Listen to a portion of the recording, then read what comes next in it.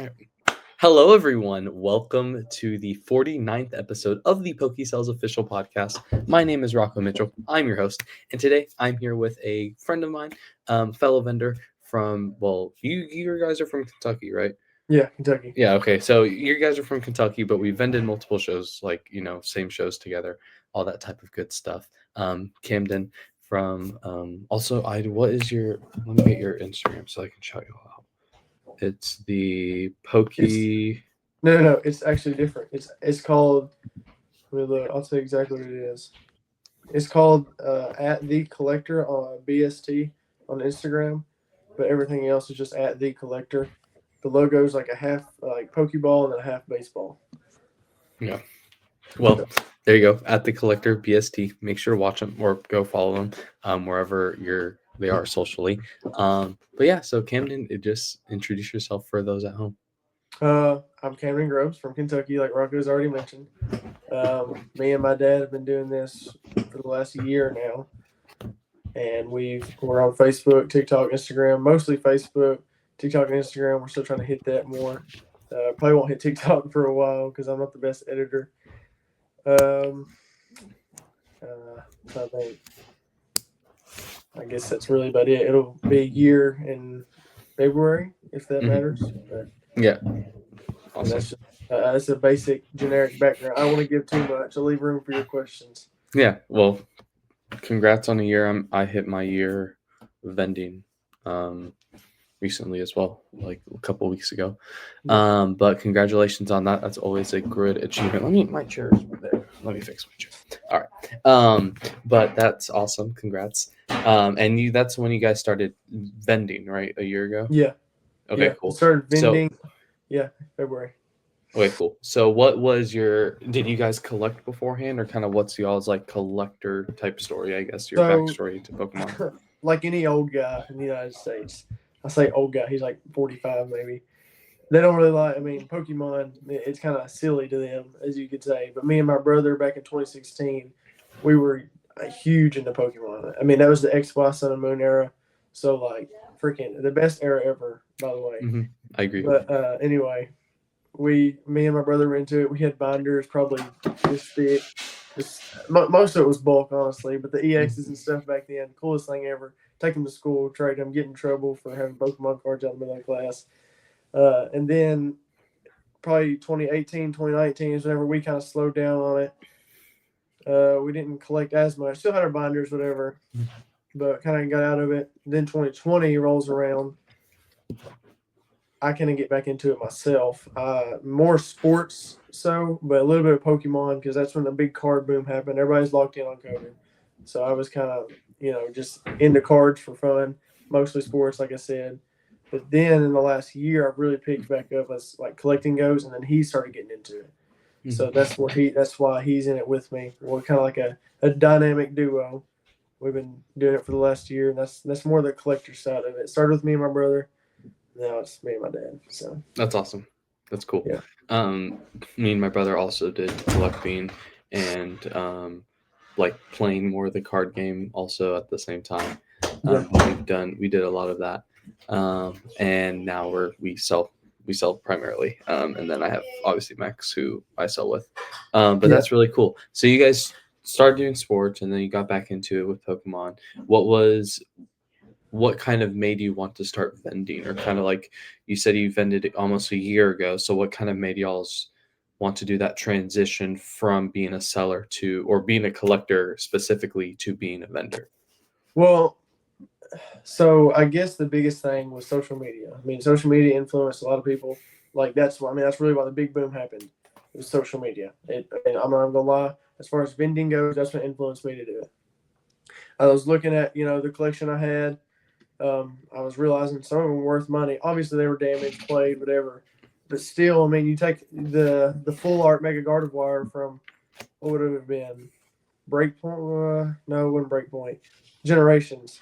Mm-hmm. That one's like freaking $1,200 in a 10. Maybe more. I don't know. I have to look it up. But anyway, that like damage. I was like $50 for this in this condition. So that kind of got me back into the selling part of it. But obviously, he wasn't big into it until I'd say June. Mm-hmm. But just realizing the kind of the money that was in my old collection and how it's, I guess, appreciated, even though they're damaged cards. Just seeing how they've went up as in the last 10 years, I guess it would have been. That's what got me into it. And somebody else that got me really big into it, Dylan Manier, you know what I'm talking about? Mm-hmm. He got out of it, sadly. I was very sad when he told me that. But he got out of it now. Uh, but he got me big into vending. He was like, "Dude, stop!" I had my collection with me. I met him at the Cookville show. That I forgot who puts it on. I think his name is Josh, maybe. Mm-hmm. I don't know. It's one of the very first shows I've ever been to. Dylan told me to write up, bring my collection, so I brought it up there. I was trading it, selling it, whatever. I mean, I had this little binder. I say little is probably that big, like I said. I had this binder. I was trading for like at the time the Lugia V from Silver Tempest to PSA. I got that in a PSA 10 for my binder. I was like, what in the world? I really got this $600 card. Now it's like 1,000. I was like, I got this $600 card in my hand from a binder I had from whenever I was a kid. But he was like, dude, you're selling yourself short trading and selling these. So I was like, well, then how do I get into vending? And he just started letting me tag along with him. And then now he's out of it. Now I'm doing it by myself. I say by myself. Dad's doing it with me, but Yeah, that's that's the awesome. transition. Yeah, I know. Similar for me. So I liquidated my entire childhood collection on eBay. And then because I didn't know like what shows were, I was very like I didn't know anything. Yeah. Or I knew shows existed, but only like I thought that was only like the big shows that existed. Yeah. But like I didn't even know about Lighthouse until like I was asked to go randomly one day.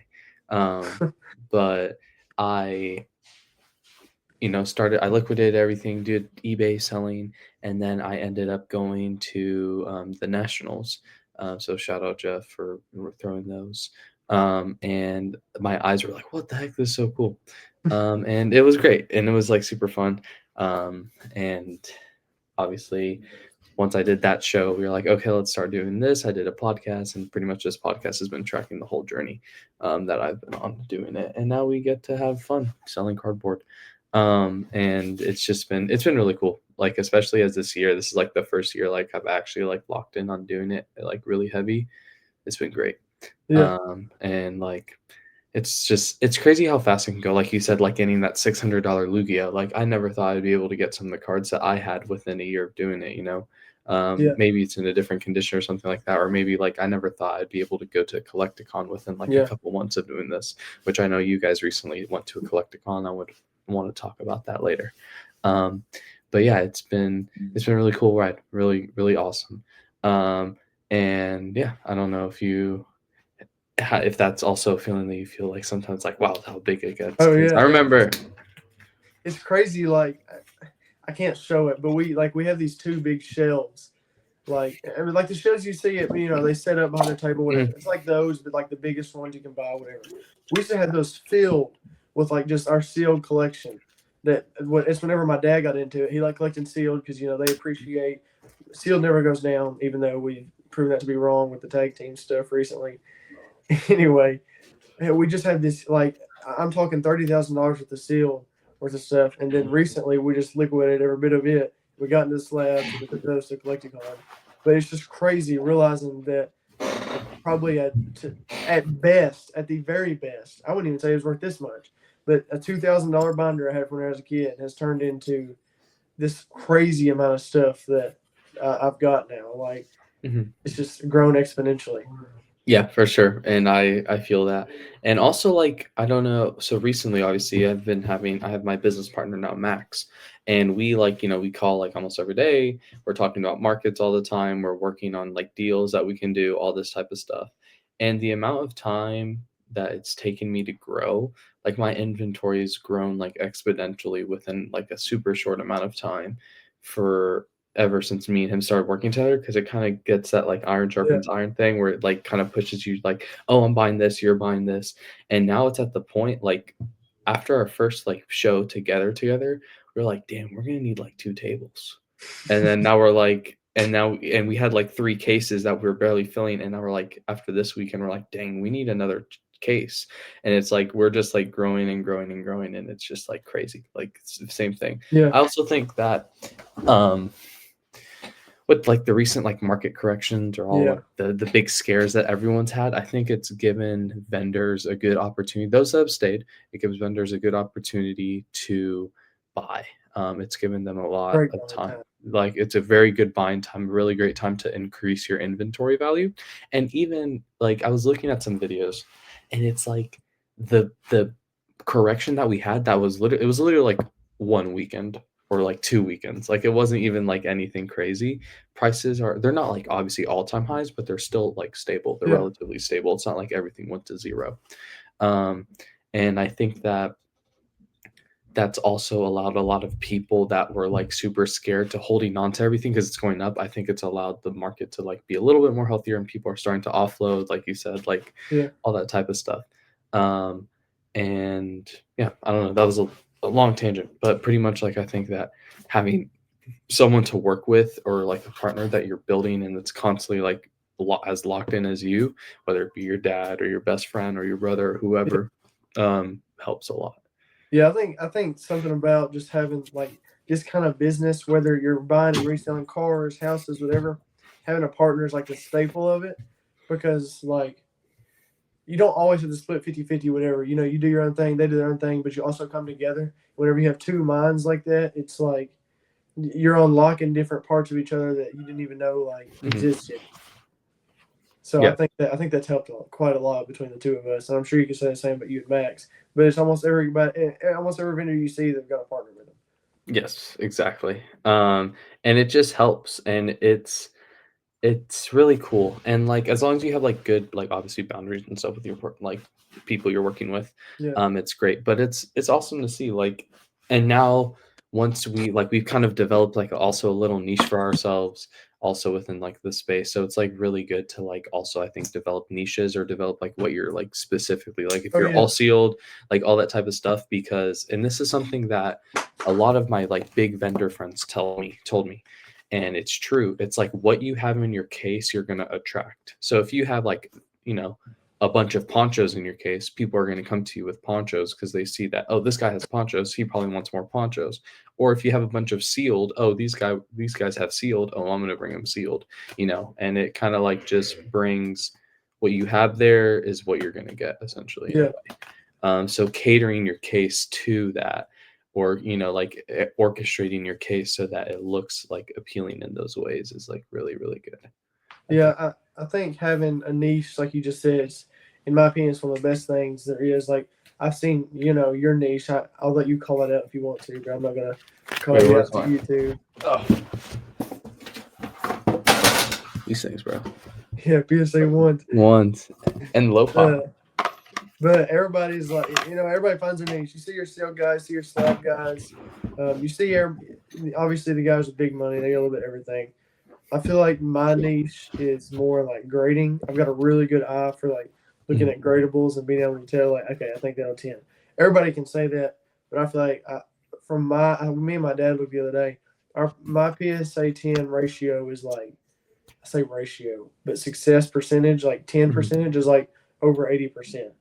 So It's like really if good. you if I send in 10 cards, I'm pretty confident at least 8 will 10. Yeah, it's awesome.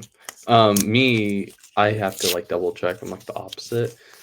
With when it comes to grading, besides like ones, like for example, I have like stuff that I'm sending off to get graded. Like I have, let me get a good example. These are cards that, like this, for example. Ooh, I like that card.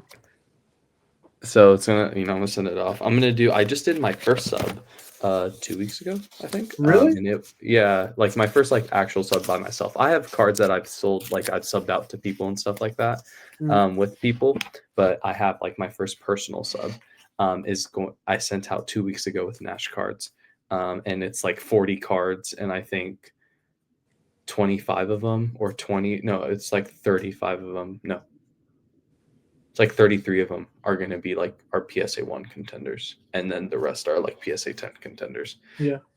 And that's kind of like just what I niche. And then I have some other crazy cards in here that I'm not going to like talk about yet because I have a lot of them, and I'm going to send them in, and I think they're going to be like a really, really good investment. I hope they are. But yeah, but like also I have like this thing. And speed you up. Yeah, this thing's cooked. Can't really see it on here, but it's like crushed. But yeah, so it's like having a niche helps. And yeah, and that's something that I also learned about at Collecticon. And also, so for me, stuff that I like to do is obviously I have raw, I have slabs, but Yeah. PSA1/low pop, TCG player stuff. People always come to me with like the thick sacks of TCG player stuff, and then middleman, or I guess what people call wholesaling, which we've both had a little bit of experience doing. And it's been awesome, like helping. And something I've also learned within Pokemon is when you help other people make money, you make money. So like for example, if I'm moving a $10,000 card and you take a 5% commission off that, you're making $500, and most people are fine with that because they're making money off it anyway. So I think that once I realized that, I was like, whoa, I can do that. Like, that's crazy. And it's like really cool. Or like just helping people out. For example, I'm designing a banner right now for a guy. And it's a skill that I have, super easy to do. And I'm getting paid like a card, like $100 slab, and then a fresh new Zion case for Max. So it's like, for me being able to design that banner, I'm getting paid or given stuff. Paid. But I don't know. Like a trade-off. Yeah, exactly. Like a trade-off. And I think that's something that is very cool. And a lot of people frown upon the whole wholesaler thing. I love doing it. I think it's really cool. And especially when we first started doing it, it was really like, it felt really cool to be like, yo, we got like this much money that we need to spend. Can you please come by the booth and we'll give you money for whatever truck we need, which I know you've had experience doing. So how has that worked for you in what you've done? And then like also, yeah. And also what you can finish your sentence. I just like wholesaling. Okay. Middleman. Okay, so middleman. I do more middleman stuff like on Facebook and stuff, rather than like at shows, because it's hard for me to be able to leave my booth, given that, or table. People call it booth, whatever. Given that my dad's a smart guy. Don't get me wrong. He's not smart when it comes to like the Pokemon. So he's like, oh, I don't know if you want to trade this. Or, oh, I don't know if this is for sure a good card. So he's like, hey, will you come back and look at this? So like if I'm walking a show looking for maybe some gradables, for example, I'll get a call, 10, 15 minutes later. Hey, I need you to come look at this. Hey, is this good? That kind of thing. So it's hard for me to leave to be able to middleman at shows. But as far as Facebook goes, I middleman a lot of stuff. Like if I see, I don't know if you're in a lot of Facebook groups. I'm in a ton of Facebook groups. I'm in a couple. Like probably 30 Facebook groups just looking like people buying, selling, trading Pokemon, whatever. If I see that somebody's looking for a specific card, I'll call either. I haven't called you yet. Just I don't know. But if I know like Jackson Monette, Jackson. If there's a card I think he might have, I'll be like, hey, do you have this card? I've got somebody looking for it. Or just any other vendor buddies that I might have. Or if I see somebody selling that card on Facebook, this guy's buying it for $300. This guy might have his listed at $300, but I'm gonna make him an offer at $250. Then all I got to do is give him his address. He sends me the money, and then I just made $50 doing nothing. Exactly. So that's fun, but I don't really middleman as much. I will say it's funny you say that. I literally just middleman the deal last night, which is part of the reason I couldn't do this too, because I was trying to figure that out. There were some kinks that had to work out, but it was a one-piece card. That was part of the reason there were some kinks in it, because I wasn't like very reputable in the one-piece groups. But anyway, that was one big middleman I had to work last night. But.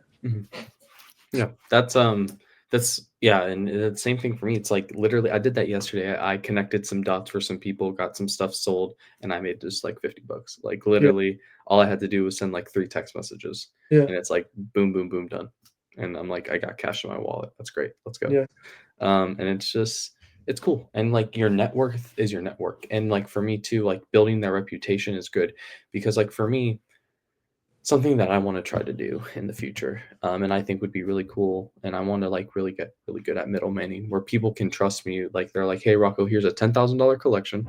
I need you to fly this, wherever it needs to go, drop it off, get it sold, all that type of stuff. Make sure all the cash is processed, You'll get your whatever 5% cut and your flight taken care of, and then that's all you have to do. Because I think, Yeah. I mean, that's like, that would be really cool to be like one of the most trusted people. That's like, yo, you need a huge collection moved, I got you. I have like all these things in place, etc. If stuff gets lost or however, whatever it might be. Yeah. I think it'd be really, really cool. But not only that, though, you're making money. Like, you're traveling, getting your trip paid for, depending on what it is, and you just make money. And you're doing something you're doing something you know a lot about, something you love doing, something you deal with every day. I mean, that's awesome. It's like the best job in the world almost. Exactly, and that's what I've really loved about Pokemon. Because I know I'm a senior in high school. You recently graduated. It's like, I think it's a really cool industry for young people like us to like prove ourselves and prove like our work ethic. I think it's a really good way, and it's also a really good industry to build a business in. And obviously, it's not so serious. Like, yes, it's serious. There's serious money that's made, but what I mean is like, if you start a plumbing company, you put so much money in, Yeah. and that collapses or whatever, that's gonna that's gonna be a lot more detrimental to you than if you have a $10,000 Pokemon booth, Yeah. collection, and you're going around selling stuff. You grow it up and down. You started with maybe, let's say, $1,000, and everything else has just been snowballing. Yeah. I mean, Eh, that's how we started. exactly how we started. Like, there's a lot less risk for people like us who didn't start with a lot of stuff to be able to, at the end of the day, we come out green anyway. Yeah. Not only that, you got to think about like a plumber, for example, or any kind of business. My dad's in tree business, so I'll use that as an example. You say you're dropping a tree, it falls on a house. That's a liability. Like, you have to pay for that house. You have to go to your insurance, so they'll pay for it. What's a card gonna do? Give somebody a paper cut? You ain't got to pay for that. Yeah. Like, so that's another thing about it, is it's fun. Now, one thing I will tell you, and you probably already heard this when you're in high school. This is what I heard a little bit, like, as I was graduating. Don't listen to what people say. I'm sure you've already heard that. I mean, there's still people now. They're like, Pokemon cards, like, really? They don't get it. They don't get it. So just stay on your grind. I mean, they didn't get it until I posted that I was in New Jersey on my Snapchat story the other day. It was like, why are you in New Jersey? A card show? Why are you not in New Jersey? Yeah. So Exactly. And it's like, for me, it's the same thing. And that's what doing anything. Like, no one expects like a teenager to like start a business, right? Especially now. Well, obviously now it's a little bit more common because of the internet, but like something like this, like, for example, like I have a case here, but like, you don't care about other people's opinions. Like, I didn't care about other people's opinions. I started doing what I'm doing. You show the results, people shut up, and now they follow. Like, it's like one of the craziest things was like, once people started telling me, yo, Rocco, is it day like 3? It's like day 134, right? Or whatever. I'm like, yeah, it is. Thanks for finally noticing, or what, like, like, kind of like not paying attention to it. And it's like, I remember it was the beginning of the school year, and I had a card show, and after the card show I had like a class like welcoming party type thing. Yeah. And I literally couldn't. I had my case with me, so I had to bring my case into the event, and people were like, Rocco, what's in your case? I was like, oh, it's Pokemon. They're like, Pokemon cards? Like, what is that? And then I showed them some slabs. They're like, how much is this? I'm like, oh, it's like $700. They're like, what? $700 for this? I'm like, yeah. It's like, and something that also I think is like, in the Pokemon industry too, is like, it's so easy to grow so fast that you kind of become numb to it. Like, for example, I can hold a poncho, or it happened in Chicago. I held a $100,000 like base set Shadowless box. I posted it on my story, right? And I was like, yeah, it's 100K in my hand. And people were replying like, Rocco, what? Wait, that's 100K? I'm like, yeah, it's fine. Like, it doesn't seem like that much money when you put it to like such a mundane item like that. Yeah. There's I mean, people that's what we know. Yeah, exactly. And it's just like, yeah, like, people are like, oh, how much is your collection? Oh, like 10K. They're like, what, 10K right here? I'm like, yeah, it's whatever. The guy across the table from me has like 100K. And they're like, what the heck? And it's just different. Pokemon money hits different. That's what I've come to realize. And like, for example, yesterday, TCG players have been amazing for me because I've been able to do that while doing school, and it's been a great way to keep like income flowing in so that I can reinvest into the business.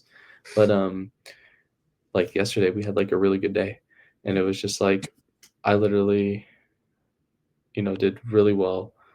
Sorry. Like no, you're good. Today I, like what some of the people that are going to my school make in a month, I just made in like 5 minutes, like Yeah. literally putting cards on the internet, and it's just stupid. Sometimes I hate saying that because I don't want to seem boastful, and I don't want to Yes. seem like I don't want to be prideful. That's not me. I mean, you No, see exactly. you see the cross. Mhm. I've got a tattoo that says Yahweh, so I don't want to be. I don't want to do one of seven deadly sin or seven sins, whatever they say. I'm Mhm. not a boastful guy, but it's true. Like you can. I mean, there's been shows I've made 1,000. There's been shows I've made. I mean, Collecticon. Well, we sold everything out. If this puts into perspective, I mean, we went down there with $30,000 worth of stuff. Mhm. So it's just crazy knowing that like I really did make what people make in like not like 6 months in one weekend. Yeah, But exactly. and I don't want to, like I said, I'm not trying to seem boastful. That's not me. Exactly. Yeah. That's not me at all. But at the same time, it's just crazy to think about. Like you said. Exactly. No, it's like another thing I think, like, so for example, like also I'm Christian too, so like it's super hard to like, I feel like it's hard, especially, and I go to a private school too, so it's a lot harder to like not try to be boastful, come across that because people are always judging you and stuff like that. But it's like at the end of the day, people are going to judge, right? And for me, I'm like, I feel like and I know this is like a cliche or whatever, but like I know that like my calling is to Pokemon, and like the reason why is because when I stepped the first time, my end goal for Pokemon is to have a shop because I love card shops. I've always the atmosphere that they bring. I've always loved them. But for me, especially like it the moment I stepped into my very first card shop, I was like 9 years old. Like the immediate connection that I had, I was like, this is what, like, it was so profound in my soul that I was like, this is what I'm going to do. Like, I don't know how we're going to get there, but I'm going to do this. Yeah. And now we're on track to doing that. And it's great. And it's like, it's just awesome. And again, it's like hard. I don't want to say it's hard to be boastful because like when you're posting like, for example, you have to think about people that post like ponchos and stuff like that. That's just what we know. Like you said before, like that's just the industry. That's just the work.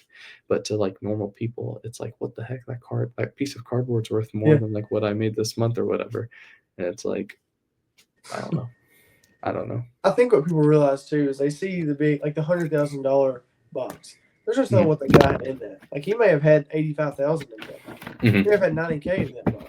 Like he's only truly making 10,000 on that box, and like it's a lot of money. 10,000 is a lot of money, but you also have to think about how long he might have that before he can finally sell it to somebody.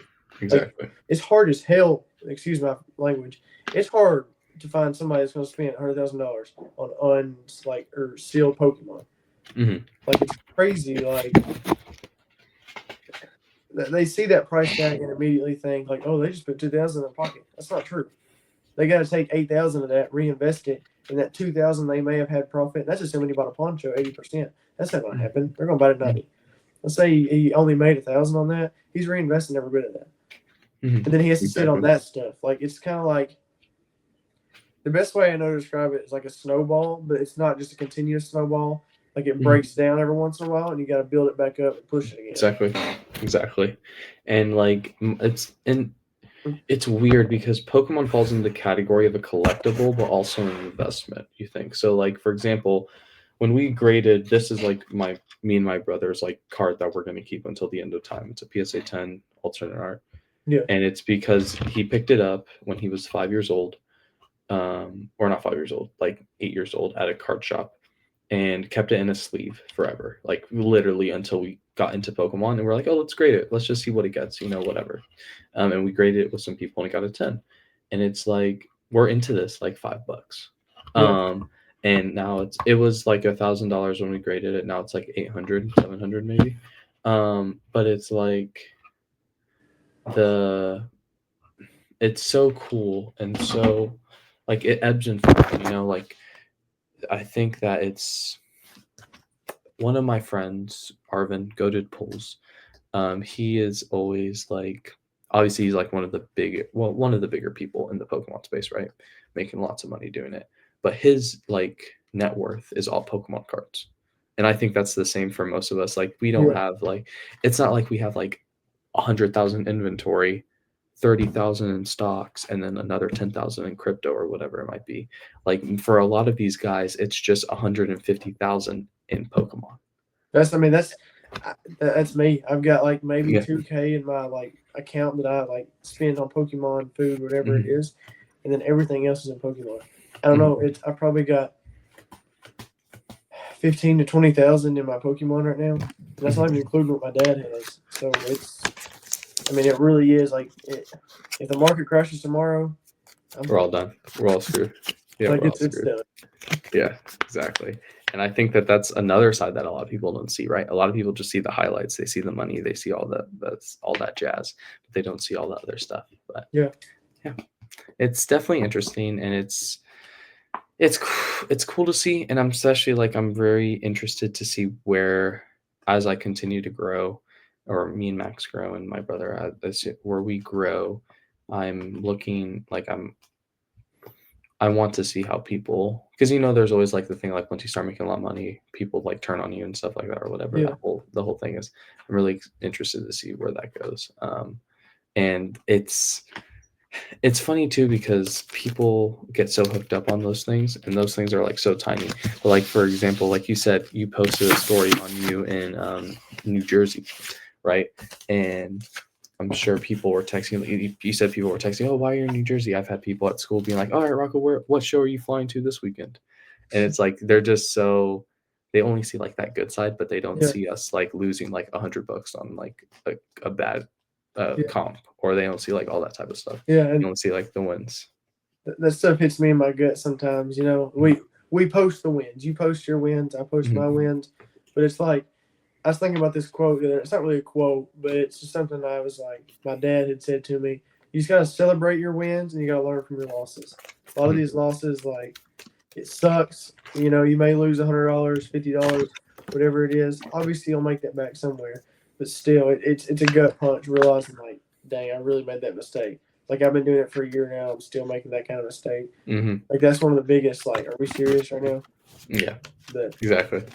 No, I feel that.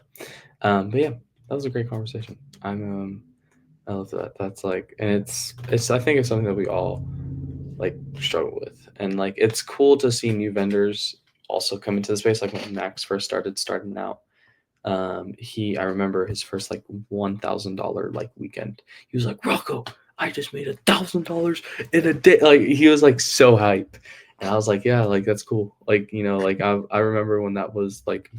Yeah, that used to be me, and it's like it's humbling, honestly, like if anything. And I think it's with the amount of money that comes in like fast, like it's really good to see, like, to stay humble, put your head down, keep on working, you'll get there. Is like another big thing that I take. But yeah. I remember my first $1,000 weekend. It's actually my first show. And the only reason I had $1,000 weekend, like I didn't expect it. Whenever I went into it, I didn't expect it at all. I can pull it up. I had a submission. I'll show it to you. And something funny about this submission is I'll tell you in a minute. Going back to grading, I grade all my own stuff, and I do that because I can just pull it up in my app here.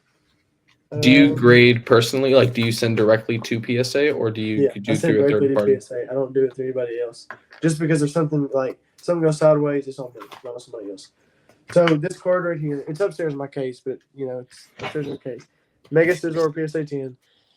Crazy story about this card. Me and my brother pulled this when we were kids, right?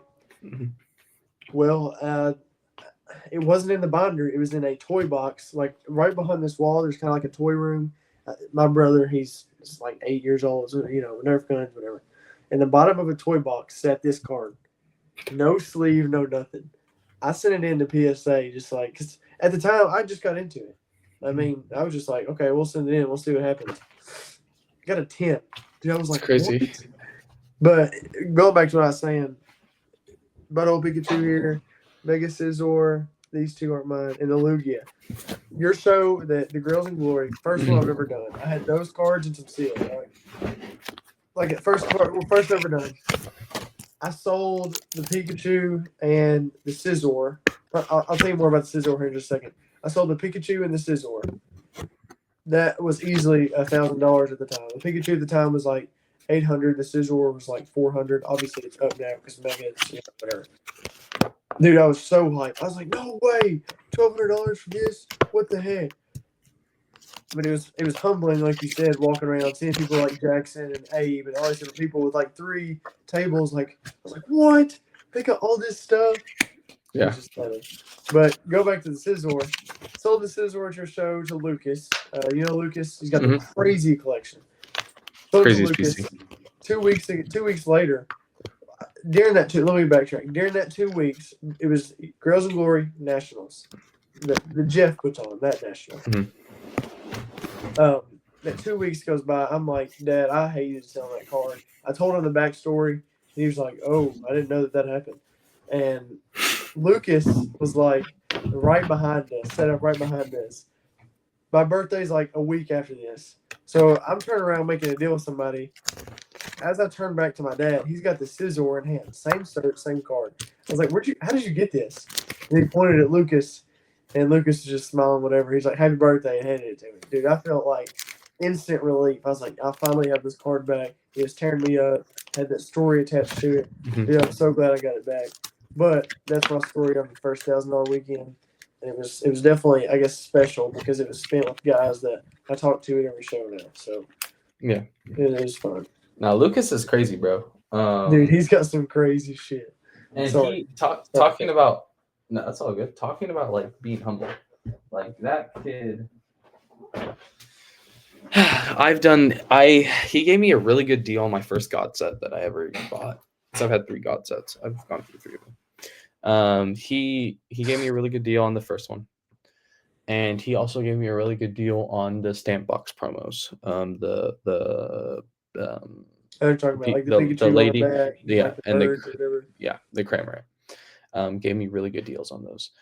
And he's awesome. And then he comes and pulls up with like 2 PSA 10 lenticular deoxyses, and I'm like, bro, you got like 50K right, like 100K right there. He's like, whatever. Like he's a doctor too, so I guess like obviously that makes sense.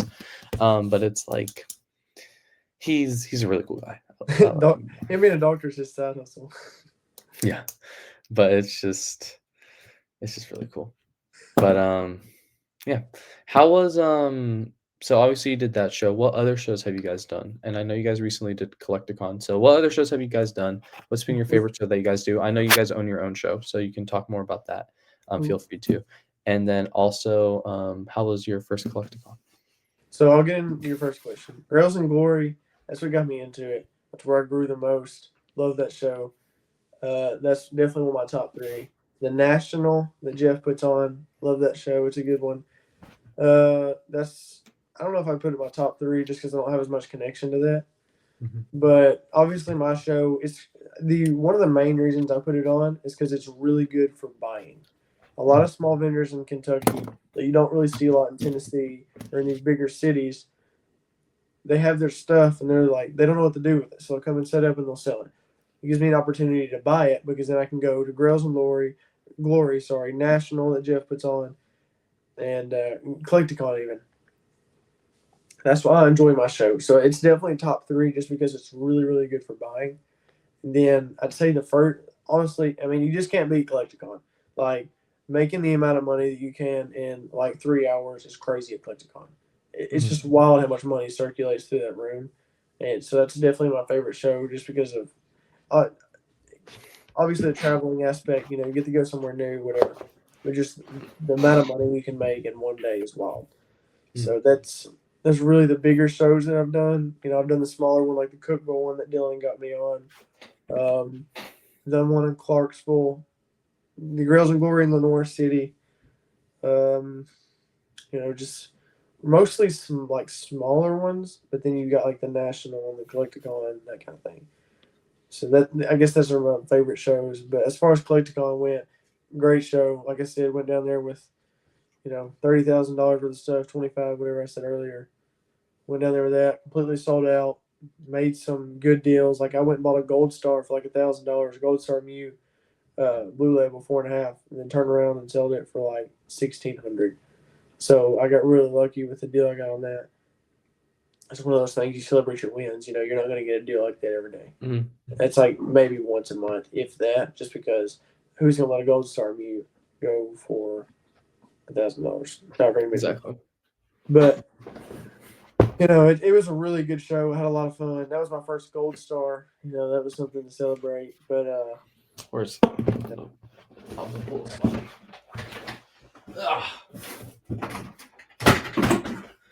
let's bring these slabby patties out.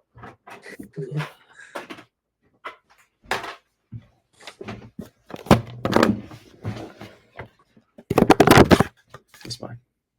That's your first one, Jolteon? Yeah, I got the Jolt. Chance they won. It's like $750 still. That's like really good. And then The I Gold got this Stars are point. high. The Gold Stars are, and then I got my own little ticket. It's fire. But Yeah.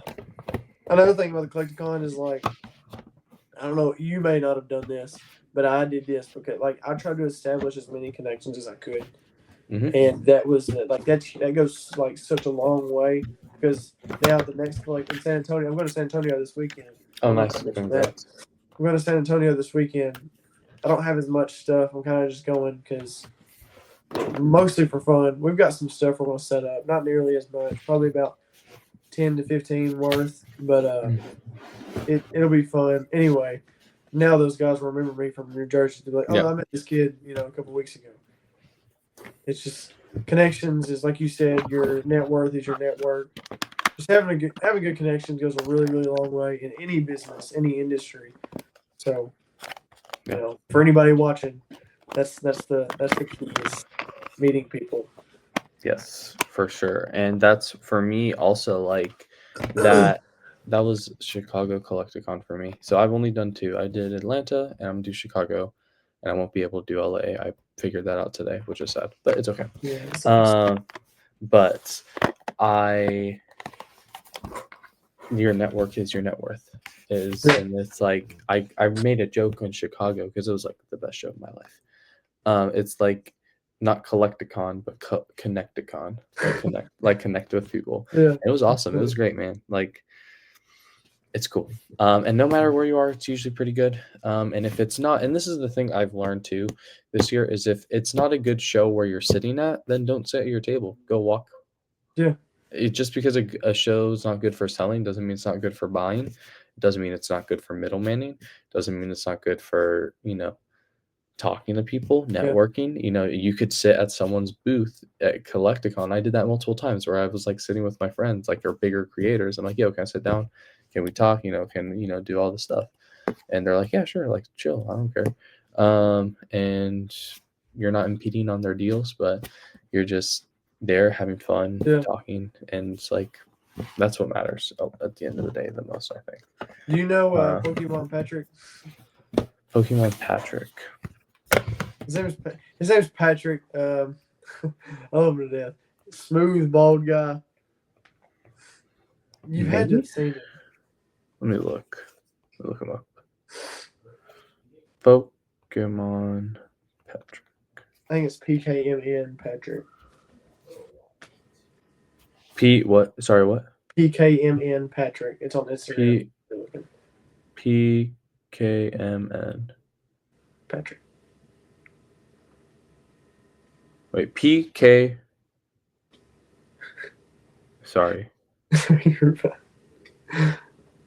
PKMN? Yeah, like Pokemon, but abbreviated or whatever. Oh, okay.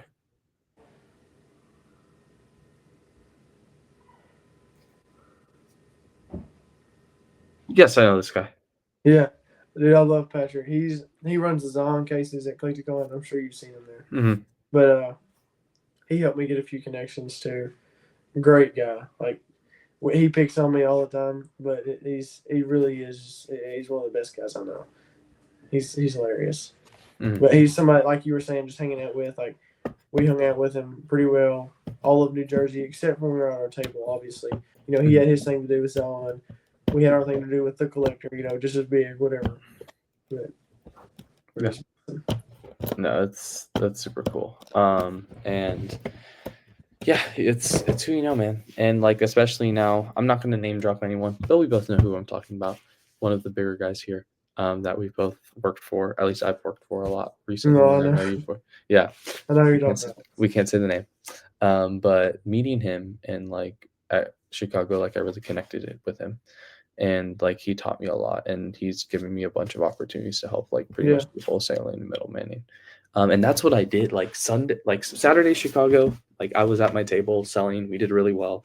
But then Sunday, I was not. I was on my feet walking everywhere because I was like, "There's money to be made here." So I would literally talk to like my other friends, and it's like I'm talking to friends that I met, and I'm like, "Yo, I got this guy. He'll cash you out at whatever. This is what he's buying this weekend." And they're like, "Bet, here you go." They'll send me a stack of like, like 30 plus slabs, get it checked out, bring it to the guy, get it all comped out, and everything is looked for. And um, I know it's hard to sorry, find the yeah, yeah, yeah, it's hard yeah. to It's, find the it's words hard. without giving too much away.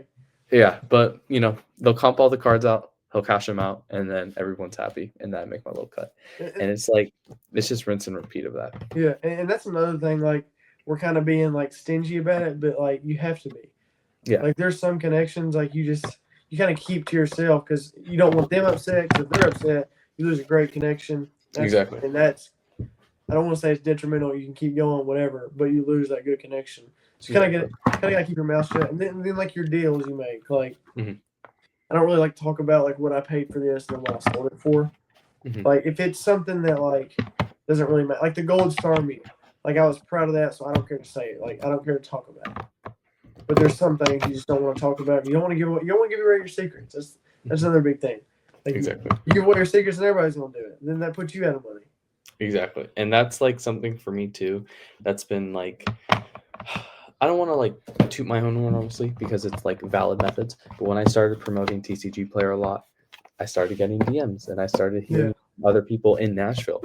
They're like, "Yo, Rocco, picking up a bunch of TCG Player stuff. Thank you." I'm like, "That's great. That's a whole bunch of TCG Player stuff that could have been mine." Exactly. Or people are like, I've been starting to see some vendors carry some ones around. I'm like, okay, so we're doing this thing now. Okay. And it's like, I mean, sure, do what you want, but I'm a 17-year-old. Listen to a 17-year-old, I guess, if that's what you want to do.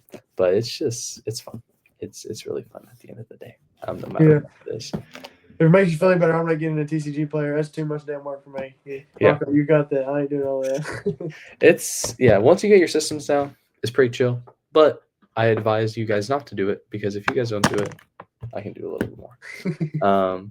But it's fun, man. It's been a great experience and a great avenue, and that's what really started taking me off. Like when I could, because you can see your payouts. Like you can see, like I could literally go into my TCG Player account and I can see like, okay, I have like $1,000 away, perfect. Yeah. And it gives you like that security of being able to like, okay, I can go spend that $300 I need to do here because this guy's giving me a really good deal. I can do that because in like a week and a half, I'm gonna get paid like 600 payout. Yeah. Okay, like it allows you to kind of like map out your growth. Yeah. And map out like your other stuff and like just like it helps you out.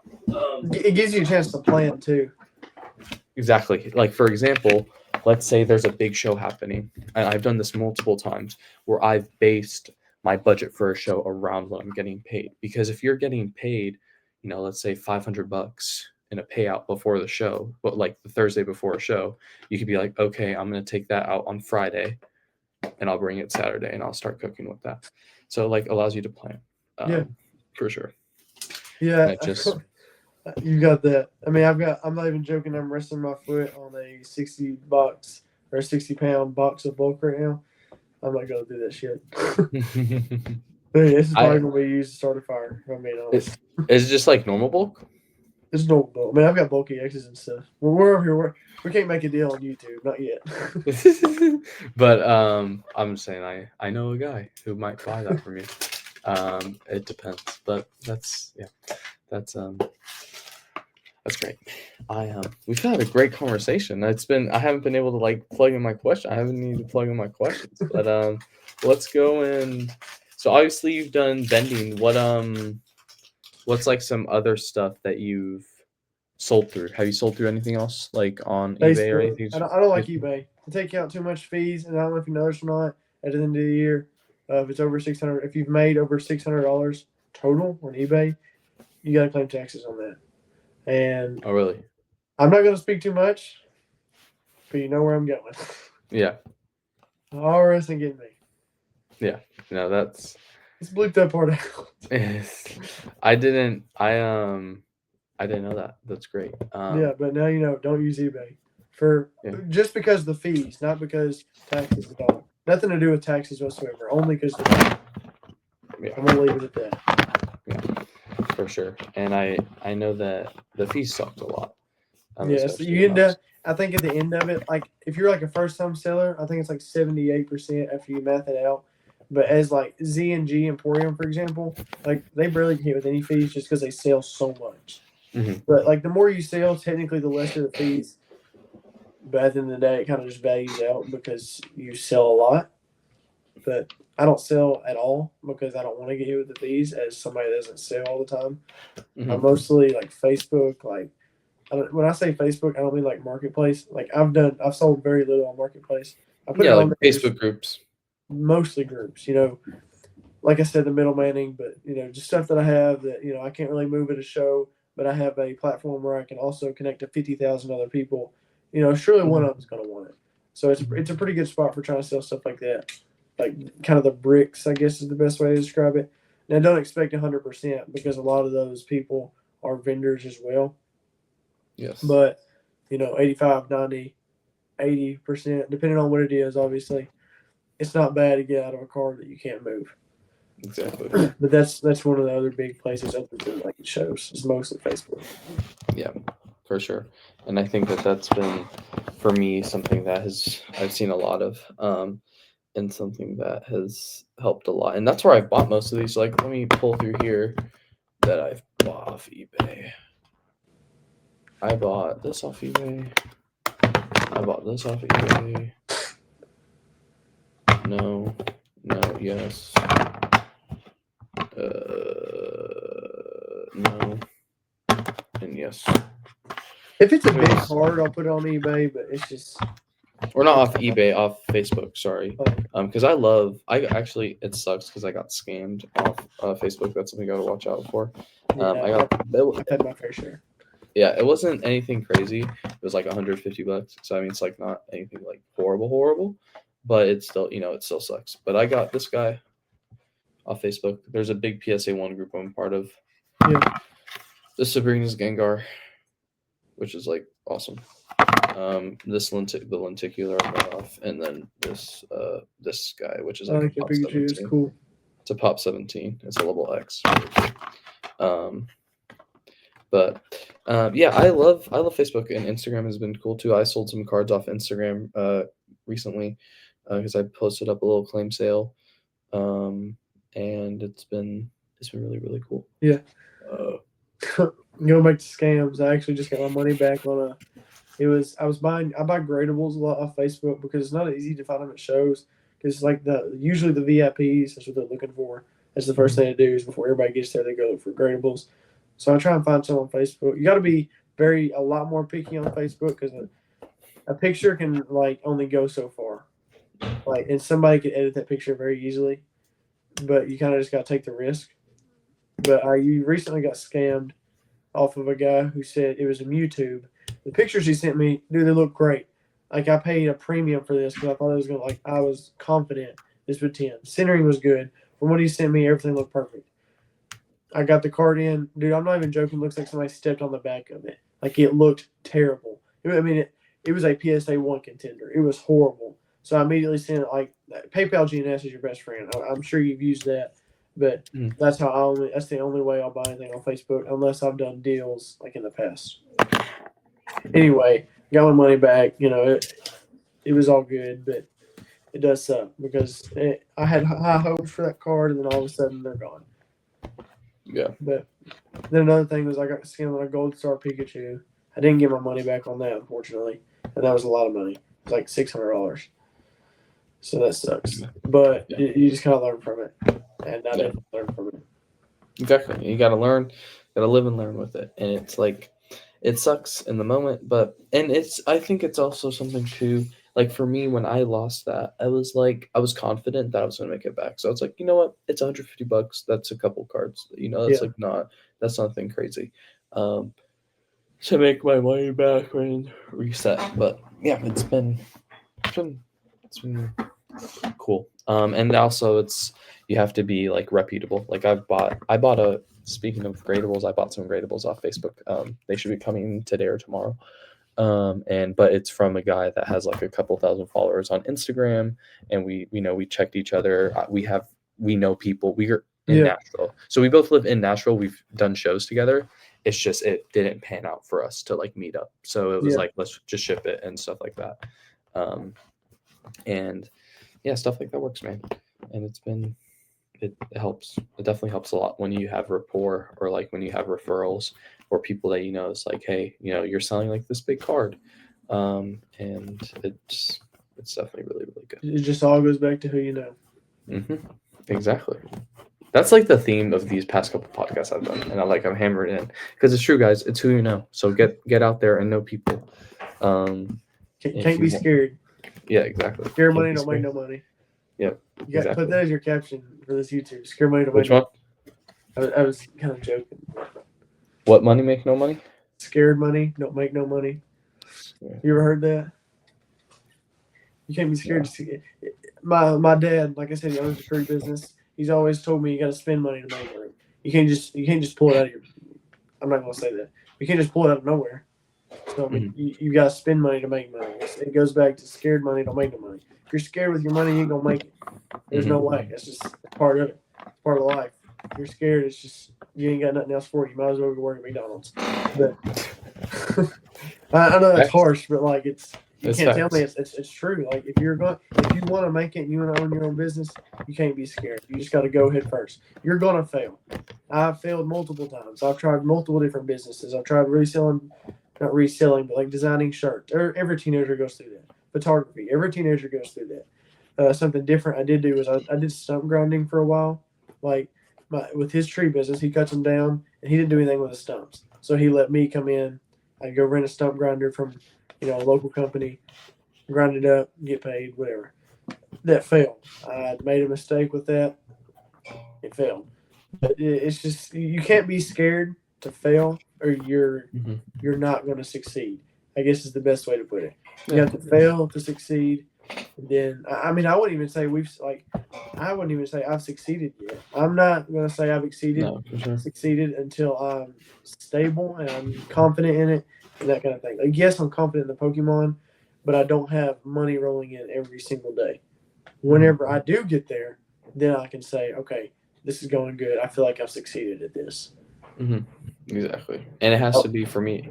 For me, it's like it has to be a certain amount of money, right? Because if you're making like $10 a day, that's not. Yeah. Like if you once you start rolling there, there's people that will roll thousands of bucks a day, like tens of thousands of dollars a day, or they'll make up for it by going to a show and doing $500,000 in sales. Yeah, and it's just like other than a day, that's a good way to obviously have $500,000 in a weekend. Yeah. I would take that over $10,000 every day, any day. Yeah. But it's just you can't be scared. I guess is the biggest thing that I've learned is I've failed. You gotta fail. Expect to fail, or you're gonna be. And that's another thing. Like I know I keep saying that's another thing, but it's one thing to the next. Anyway, if you expect to succeed on your first thing, you're going to be very disappointed. You're not going to want to do it anymore, and it's over for you. Because once you come in with that mindset of, oh, I'm going to do great. Like, yes, you want to think that, but if you come in with that mindset and then you end up failing, which can very well happen, then you're like, damn, like I've lost all my energy. I don't even want to do it anymore. I've had my fair share of those experiences and they suck. But if you can't get back up from those, then don't go in there with that mindset. Exactly. There's a difference between confidence and then being like overconfident. So you gotta. There's a fine line, and you can't cross it. Yeah, exactly. You can't you can't be put your head down, keep on grinding, but know that you're doing it and that you're making it and that you're doing well. And it's great. It's like that's how you want to do it. That's how you want to live. Um, in love with the hustle, right? In love with the game, and just let the money come. And also, it's like scared money don't. There's something that I recently have been listening to, or something that I came across, and I was like, oh, that's really true. And it's called like "There's ain't no money in the bed," related to that. Like you could like sleep all day, do nothing all day. I mean, that's biblical. Like there's like Yeah. proverbs and stuff like that that say like, do you see a guy who like sleeps all the time? Like he got no money. Like obviously it's not. That's not exactly what the Bible said, but it's Yeah. like pretty much like someone that is lazy will not make money, but someone that is diligent will be Yeah. successful. And success looks different for different people, I was right? gonna say it's not always money. It's Yeah, exactly. It yeah. might be like stability. Like for me personally, it's like make sure to take care of my family, and also like being able to take care of my kids, be there for my kids, not have Yeah. them have to worry about anything, put them in a better position than where I was, and also be able to provide for them a better life, but then also teach them how to steward what obviously I've worked hard for. Yeah. And they'll be able to multiply that or whatever happens. Yeah, that's something um, my dad's taught me is, you can't stay in bed all day. I can't lie. I've had my days. I stay in the bed till 10, 11 o'clock. It's too late. I can't be doing that. But that's something he's really tried to enforce in my mind is like you gotta work. Like if you want, you gotta work. Like that's just part of it.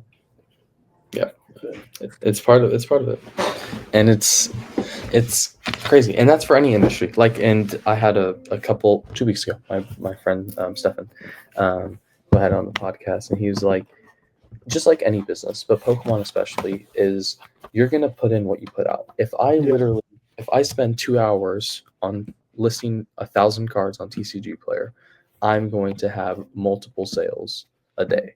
I'm gonna be rolling. I'm gonna be making a good amount of sales a day because I sat down for 2 hours and I did my due diligence. But if I yeah, like jacked off and like put like 3 cards on, like yeah, I can expect to get sales. You can. Let's go to the Facebook example.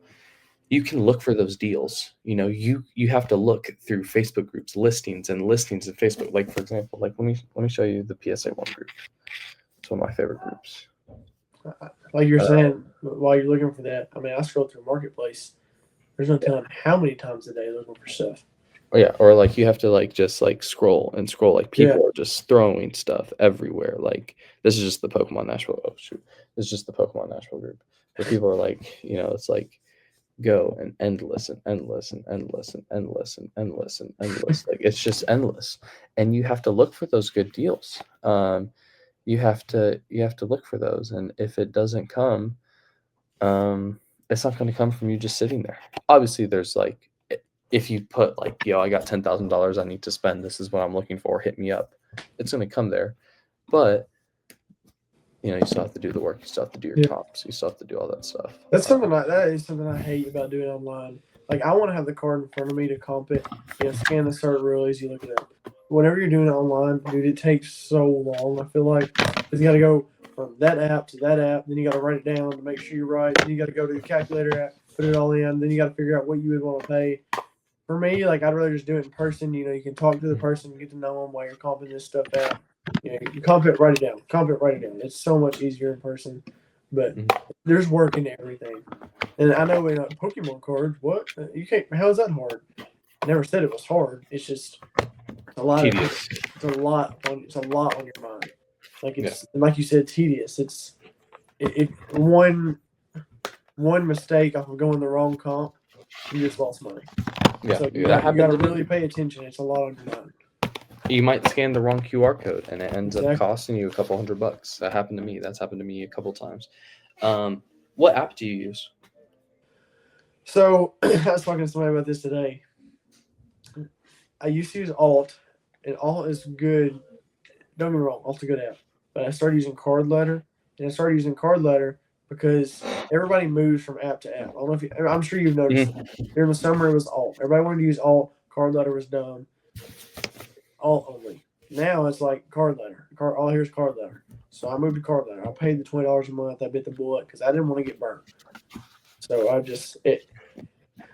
recently card ladder, but I'm sure it'll change. It changes all the time, and if you don't keep up with that, then you're gonna get burned. I exclusively use Card Ladder, and I've been using Yeah, it for a couple of months, and it's been amazing. yeah, Um, because again, the person that I met, big guy, um, he told me about it. And he's like, "This is the way to do it, Rocco. Like, if you're gonna be losing money if you're not using this." I'm like, "Okay." So I bit the bullet. I paid $20 a month. I share it between me and Max. We have the same exact account, yeah. and we go crazy. And it's like it's for me how I do it. So let's say I'm copying a card. Like this happened today. I'm trying to buy this Charizard, right? Um, or let's see. I'm looking for the shiny Mewtwo, right? Someone has it in a one. I take a screenshot of it or download the image. All you have to do, and when you go into Card Ladder, oh shoot, that's going to eBay. You're Is about you to have to teach me something, and it's gonna be very helpful. So okay, so go to Card Ladder. Shoot, Card Ladder, you should sponsor me. You're gonna go to the image thing, so the camera thing in the middle, Yeah. and then you're gonna go to images, and you can pull up all your images, and you can put it in there, and Oh wow, it's gonna tell you market value. that's crazy. I did not know you could do that. I'm gonna try it real quick because that One Piece card, I had to use eBay. That's crazy. There's only it says one sale on it. It is there. Now you need to get into One Piece. That's another thing we can talk about. I middleman that today. Damn, it's nice. Pretty cool. But One Piece, I'm telling you right now, it's the future. Pokemon's gonna hold its own, whatever it always has. But get into One Piece while I don't. It's not even slow anymore. Like I'm not joking. My fiance pulled a $150 card on last Monday, and within the last week, it's I think up to $400. Like it's literally growing so fast right now because these Pokemon people are getting into it. Like obviously Pokemon always it's always been like this. It's always gonna hold its market, whatever. You need to get in One Piece though. Yeah, I've noticed the market's been booming. I told Luca to if he wanted to. He's more of the One Piece. He knows more One Piece because we read that manga and stuff like that. But he knows. I told him if he knows the market, he can get into it because I know it's been exploding. Yeah. It's been going crazy. I've learned a Um, lot. Like I've already got 40 cards I want to grade. oh really? Not anything big. It's not even mangas or anything just the alt arts that I'm pretty confident will eventually go up. Yeah. So what you talked about? You said talk about One Piece. So what's new about it, or what do you like about it compared to Pokemon? I like Pokemon. Don't get me wrong. I wrote up on it. Pokemon's like it's got a piece of my heart. But One Piece, the cards look really cool. If I'm being honest, I've never watched the anime. Never watched the anime. I've never read the mangas. I don't know anything about it. But the cards look sick, and there's money in it, and I'm chasing the money if you want to be real. But but it's the Honestly. cards look cool. It's booming right now. Like the people with One Piece at Collecticon, they were flooded the entire time. So if that doesn't tell you like anything, then I don't know what to say. But it's just the next up and coming. So I mean, if I can make this much to a Pokemon, why not try and do the same in One Piece and just come out of them together? Hmm. That's kind of my thought process. And I Yeah, don't want to for say sure. it's a backup plan, but it's definitely something else I can rely on because I'm sure you've heard this. Have a backup plan, Hmm. but it's not a backup plan, but it's something else. You can kind of be like, okay, well, I also have this. This will make me money. Yeah, for sure. And for sure, But I agree with that. I guess that's the only reason I like it. Yeah, I like the mangas, which obviously I know the mangas are like the expensive ones, Yeah. but I do truly like the mangas a lot, um, and I think that they're awesome. But cool. Well, what a part I like to have in every podcast episode, as I know we're going a little longer, um, Well, is what is your first Charizard? Essentially, what was that defining moment in your selling or your Pokemon collecting that like determined for you that you were in this like for real? Like for me, it was when I bought Evolution's Charizard, and it was like my first base set Charizard, whatever. And I was like, I'm gonna do this until I die. Like that type of feeling. What was that kind of aha moment for you? Or like, oh wow, I want to do this. I genuinely want to pursue this. Back during COVID, I know this was a while ago, but it'll make sense here in a minute. Back during COVID, Champions Path came out like the prime of COVID. So I ordered 2 ETBs from a guy. I had no money. I had very little money. I was in like freaking 7th grade. But my dad was like, here's this kind of money. See what you can make of it. I bought 2 Champions Path ETBs. I ripped them both. Definitely not smart at the time. I ripped them both. I got the shiny Charizard V. Favorite card of all time. But once I pulled that, I was like, dude, like it really lit something in me. And then that probably 2 or 3 year break between then and now, I've always like, it's just kind of a feeling that I've never let go, pulling that and knowing like, okay, this card's sick. Like it was truly the Charizard, but it's just like, it's kind of that moment where you get attached to it. Like I got attached in that moment, and I've chased that feeling ever since. Mm-hmm. So that was my Charizard. That's sick, and it's great, man. That I love that Charizard champion, the V. Oh, it's a good one. I think it's so underrated. It's like $500 in a PSA 10 right now. Buy it. It'll go up. If you want one to hold on to, give that one 2 or 3 years. It'll go up. Here, you said the shiny Charizard V. Let's show those at home. Charizard V. I say shiny because it's literally the shiny version of it. This one.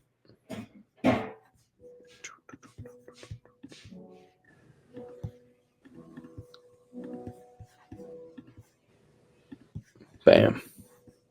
Yep, there she be. I graded it, got a PSA 9. I sold it to a dude on Germany on eBay. It's one of the first eBay sellers on there. Look at the. Is there an all time? Can you look at the all time? Yeah. Well, 1 year. Is that the max? Yeah.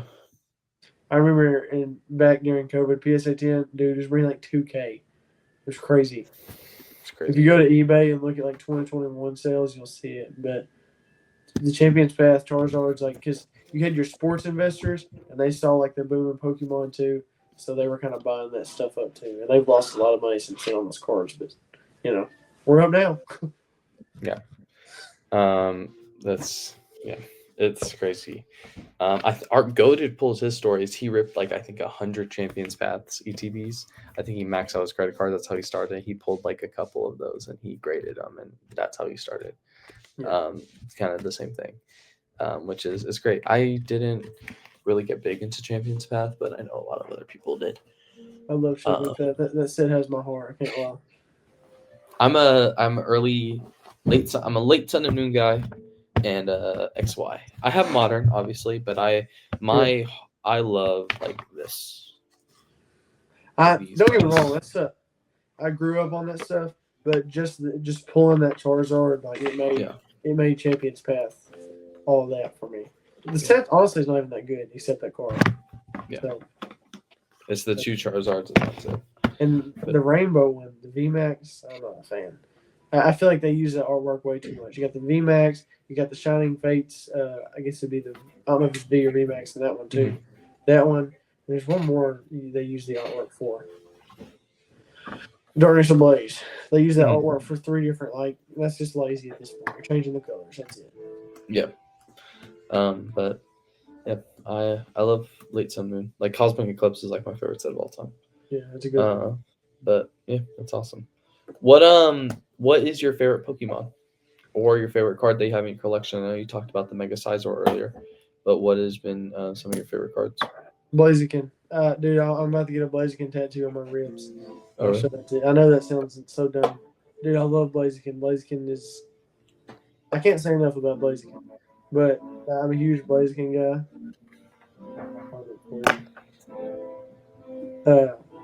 I have the Chilling Rain in a 10. I want to let that go. I love that card. Do you know what I'm talking about? Mm-hmm. Where he's like kicking. Dude, that card's so sick.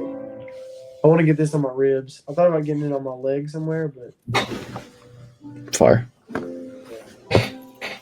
It's Blaziken's he's just super sick. Yeah. I think part of that too is because this is off topic. I grew up watching FaZe Clan, and you had like FaZe Blaze or Blaziken or whatever his name was. So and he was one of my favorites. So that was Yeah, I know FaZe. Obviously, they're different now than what they were back in the day. But that's super cool. Yeah, that's super cool. That's awesome. I love Wooper. I love Slowbro or Slowpoke. And I like Rayquaza. Like that's like my hype Pokemon. Yeah. I guess I like Rayquaza a lot. I don't know why he's just goated. I guess my underrated Pokemon, if we don't talk about as much, I like Hawlucha a lot. Hawlucha's chill. fire. I love Hawlucha. But I don't know. There's not really. I guess I don't know. I guess those are my two favorite. But I don't really have any. I focus so much on like I've got a full Blaziken Master Set of every card that's ever existed in Blaziken. Really? Yeah. It's crazy. I have to look for it. It's in a binder somewhere. I put it up because like I don't want nobody touching it. That's awesome. But I focus so much on Blaziken stuff. I don't even really focus on other Pokemon. But Hawlucha is a good one. I really like that SR that just come out from Ascended Dream or Heroes. When that comes out, I will be getting the SR out of 10. I absolutely will. Yeah, that card's chill. That's really cool. And then you talked a lot about a lot of your favorite memories, but what has been some of your favorite memories so far, either recent or not recent? Pulling that shiny Charizard was definitely fire. My dad was sitting there with me whenever I pulled it, so that's obviously got some connection. The Lucas, getting that Scizor back, that Scizor, however you say it, I say Scizor. Getting that back was one of my favorite memories. I will say a more recent one that I didn't talk about. My brother was in the hospital not long ago, probably August maybe. He was in the hospital for a few days. We went and bought him some packs. I'm not joking. We got him a sealed display of mini tins from Black and White because that had just come out, whatever. Pulls the white Reshiram. So we go to a card shop. We're in Louisville. We go to a card shop. We get some the Gem 1 Chinese with Captain Pikachu. Pulls the Captain Pikachu.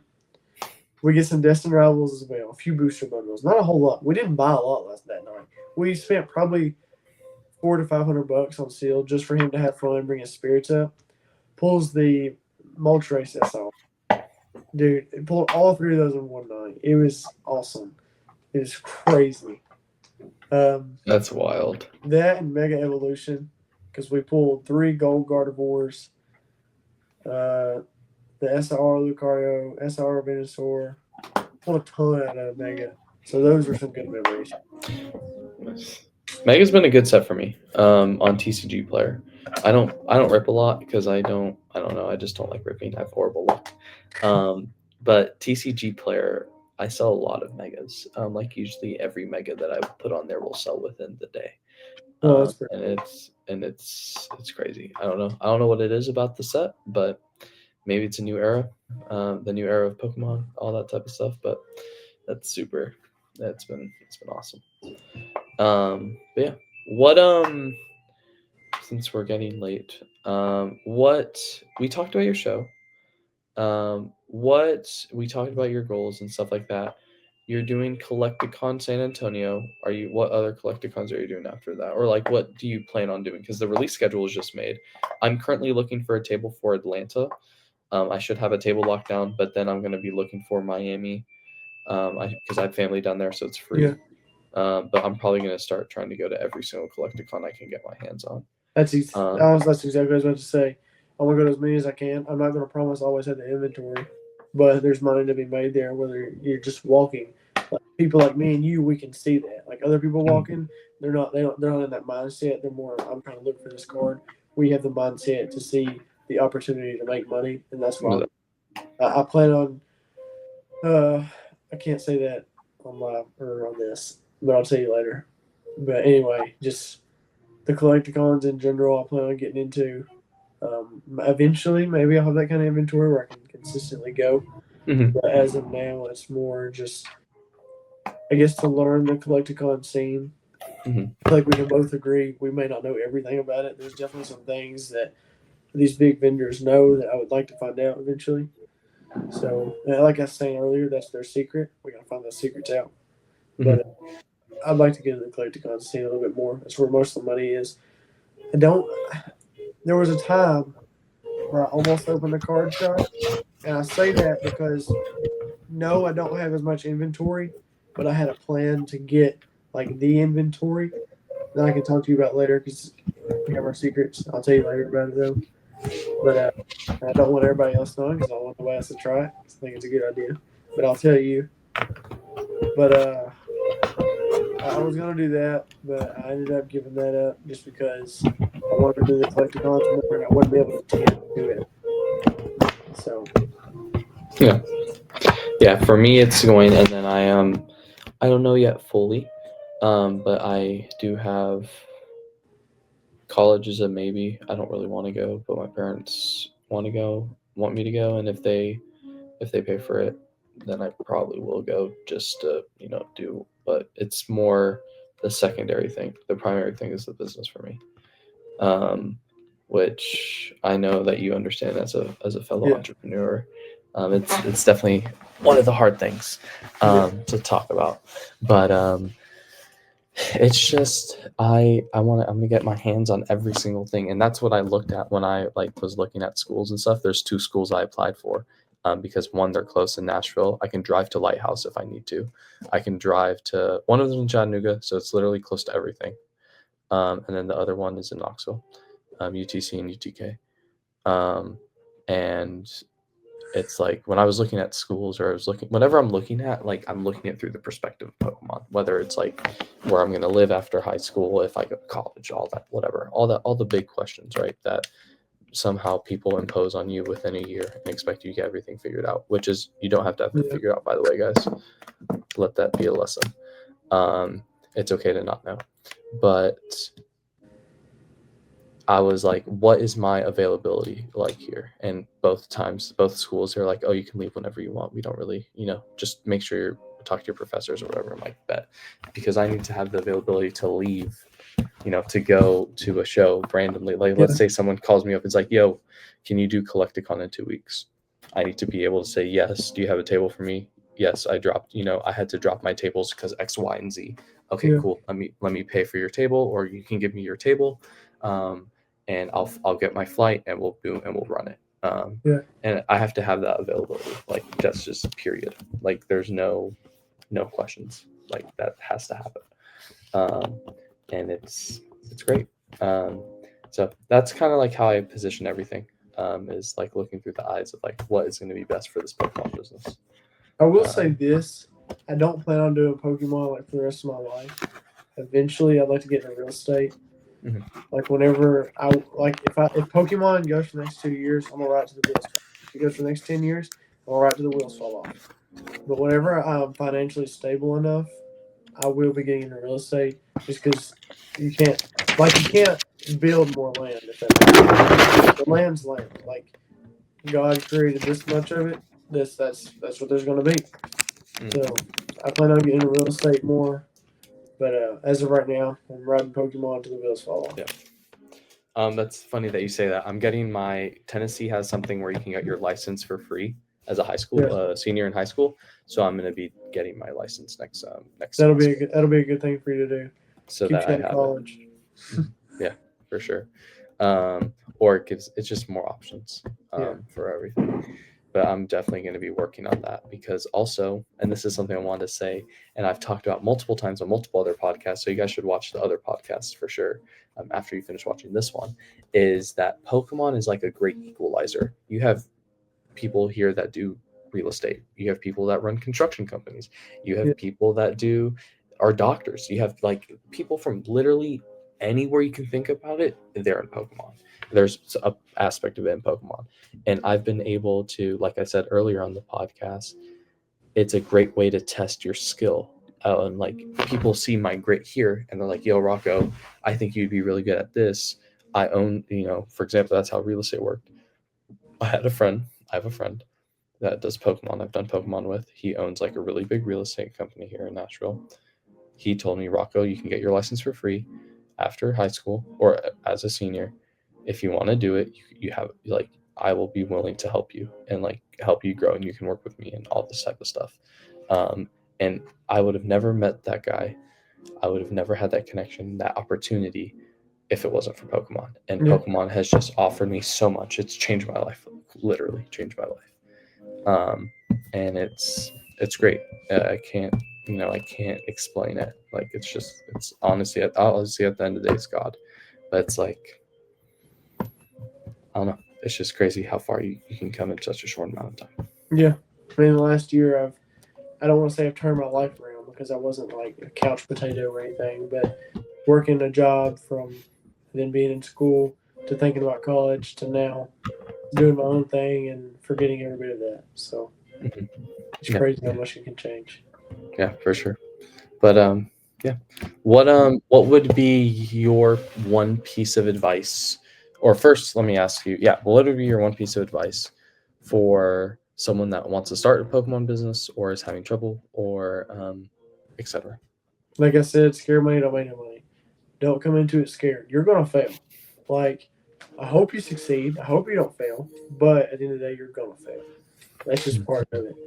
Um, make sure you do your research. I feel like I've done good about that, but there's times where I fall short of that and I end up paying the cost of that.